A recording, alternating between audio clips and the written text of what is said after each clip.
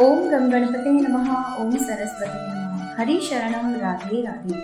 अब तक हमने श्री गर्ग संहिता के 5 अध्याय सुने। आज हम जानेंगे श्री गर्ग संहिता गोलोक खंड 6वां अध्याय, जिसमें कंस के जन्म और उसके पूर्व जन्म के बारे में बताया गया है। तो इस वीडियो को अंत तक जरूर देखें। 6वां अध्याय कालनेमी के अंश से उत्पन्न कंस के महान बल पराक्रम और दिग्विजय का वर्णन। राजा बहुलाश्व ने कहा, देवर्षि शिरोमणे, यह महान बल और पराक्रम से संपन्न कंस पहले किस दैत्य के नाम से विख्यात था? आप इसके पूर्व जन्मों और कर्मों का विवरण मुझे सुनाइए। श्री नारद जी कहते हैं, राजन, पूर्व काल में समुद्र मंथन के अवसर पर महान असुर कालनेमी ने भगवान विष्णु के साथ युद्ध किया। उस युद्ध में भगवान ने उसे बलपूर्वक मार डाला। उस समय शुक्राचार्य जी ने अपनी संजीवनी विद्या के बल से उसे पुनः जीवित कर दिया। तब वह पुनः भगवान विष्णु से युद्ध करने के लिए मन ही मन उद्योग करने लगा। उस समय वह दानव मंदरांचल पर्वत के समीप तपस्या करने लगा। प्रतिदिन दूब का रस पीकर उसने देवेश्वर ब्रह्मा की आराधना की। देवताओं के कालमान से 100 वर्ष बीत जाने पर ब्रह्मा जी उसके पास आ गए। उस समय कालनेमी के शरीर में केवल हड्डियां रह गई थी और उस पर दीमकें चढ़ गई थी।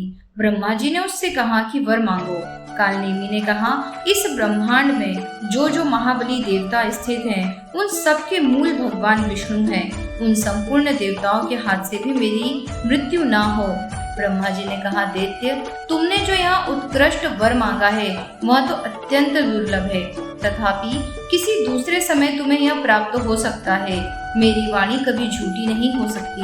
श्री नारद जी कहते हैं, राजन, फिर वही कालनेमी नामक असुर पृथ्वी पर उग्रसेन की स्त्री पद्मावती के गर्भ से उत्पन्न हुआ। कुमारावस्था में ही वह बड़े बड़े पहलवानों के साथ कुश्ती लड़ा करता था।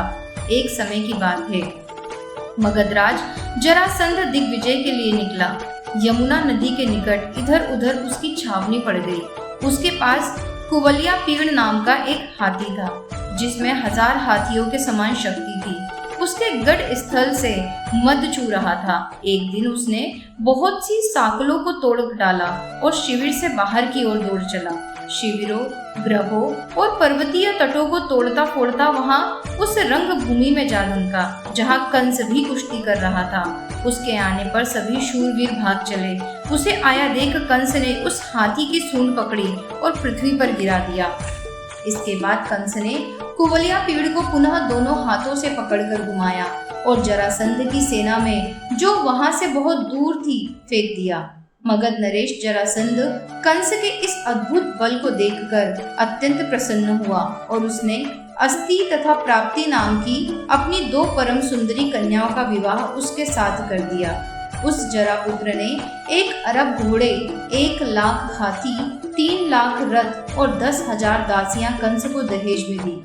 कंस द्वंद्व युद्ध का प्रेमी था। अपने बाहुबल के मद से अकेला ही द्वंद्व युद्ध के लिए उन्मत्त रहता था। वह प्रचंड पराक्रमी वीर महिष्मतीपुरी में गया। महिष्मती नरेश के 5 पुत्र प्रख्यात मल थे और मल युद्ध में विजय पाने का हौसला रखते थे।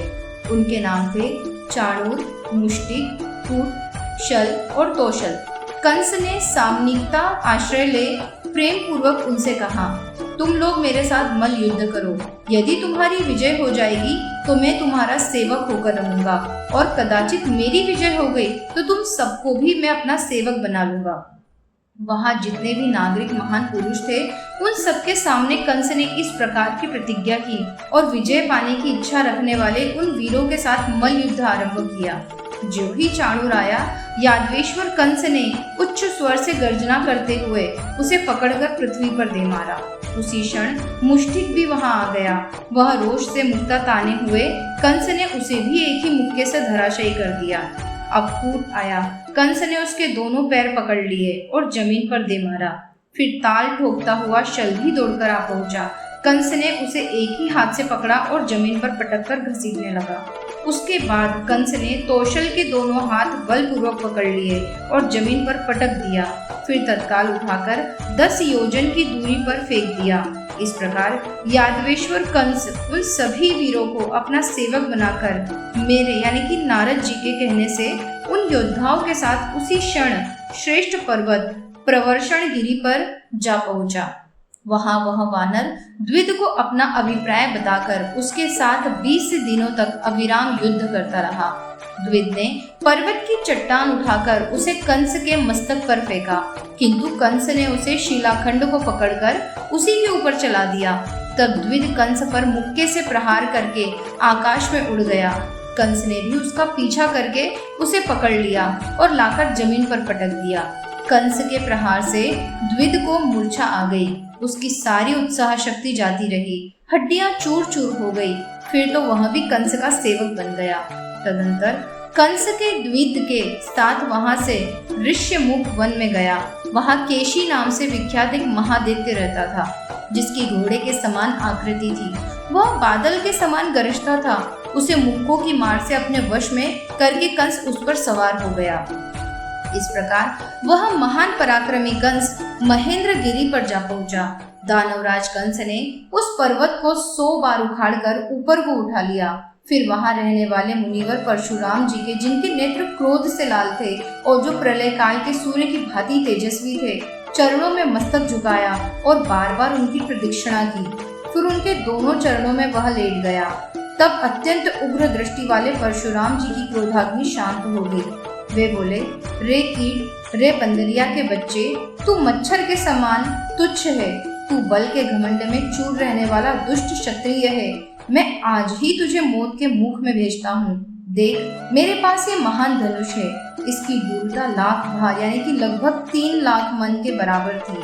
त्रिपुरासुर से युद्ध के समय भगवान विष्णु ने यह धनुष भगवान शंकर को दिया था। फिर क्षत्रियों का विनाश करने के लिए यह शंकर जी के हाथ से मुझे प्राप्त हुआ।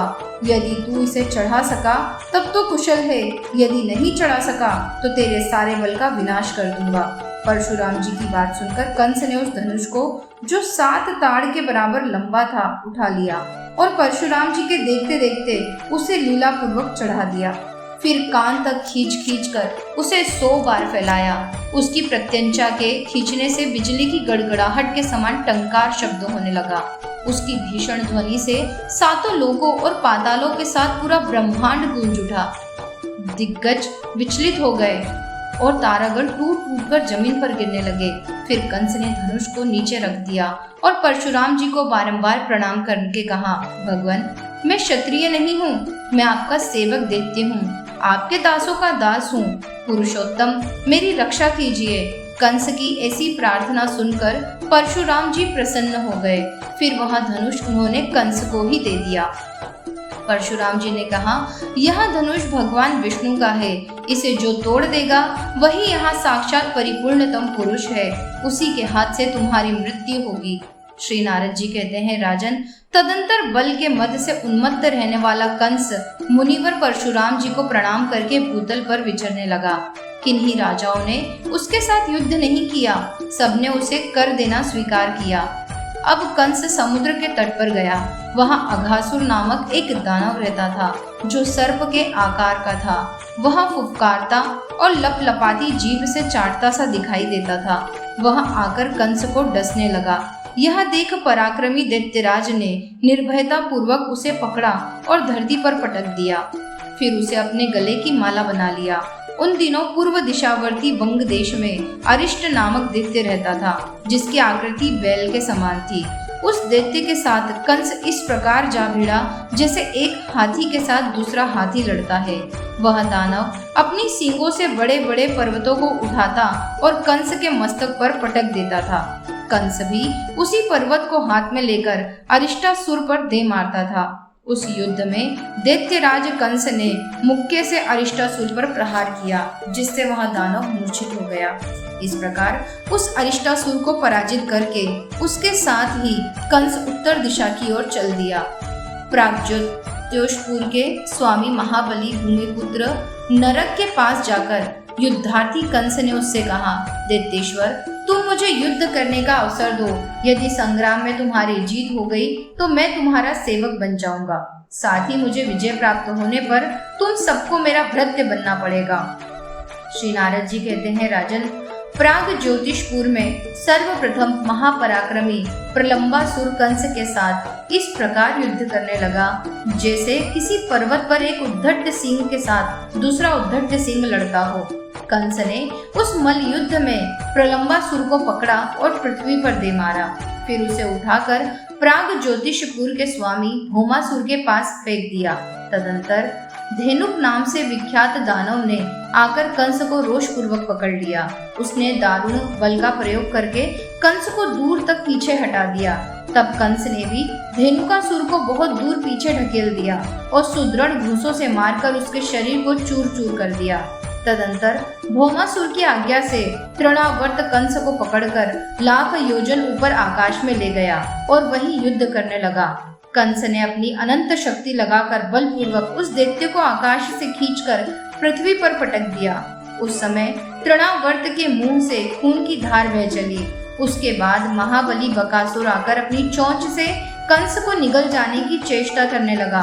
कंस ने वज्र के समान कठोर मुक्के से प्रहार करके उसे भी धराशायी कर दिया। बलवान बकासुर फिर उठ गया। उसके पंख सफेद थे। वह मेघ के समान गंभीर गर्जना करता था। क्रोध पूर्वक उड़कर तीखी चोंच वाले उस बकासुर ने कंस को निगल लिया। कंस का शरीर वज्र की भांति कठोर था। निगले जाने पर उसने उस दानव के गले की नली को रूंध दिया। फिर महान बली बकासुर ने कंठ छिद जाने के कारण कंस को मुंह से बाहर उगल दिया।